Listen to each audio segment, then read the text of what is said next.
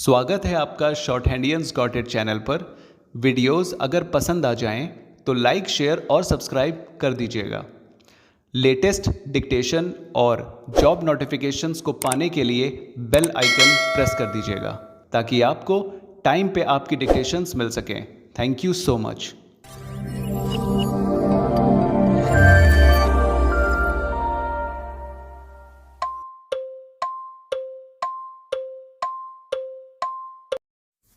Ready? Start. Elected members of state legislature and parliament are also responsible for giving false information or false certificates. I am not saying that this or the particular person has done it, but when the government say that in the absence of any proper proof, the certificate of a member of parliament or member of legislative assembly should be attached, surely the member of parliament or member of legislative assembly should be 100% sure of his facts, and he just should not do it by way of obliging any person. It is there where the bogus cases come. I am only making an appeal through this speech to members of legislative assembly in state legislature and members of parliament here that we take extraordinary care so that we do not issue certificates liberally or irresponsibly, because otherwise it becomes more difficult for the government. The second point is that some freedom fighters are not yet included in this scheme.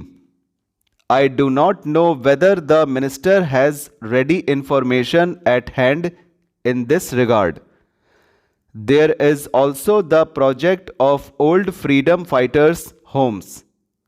I remember there is one in Delhi, but it is neglected. Some of the old freedom fighters who are living in Delhi are staying in this house. There is no one to look after them. They are not given proper food, proper drinking water, hot water for bath, and so on. Because they are old and infirm, naturally they need these things all the more. Therefore, I would like the government to take particular care of these old freedom fighters' homes. Lastly, although I know that the government of India have paid a lot of money to these freedom fighters, I see from letters received by me not only from Gujarat but from other parts of the country as well that the papers of freedom fighters are not disposed of, although the applications had been properly sent. Through the state administrations and more than 2 years have elapsed.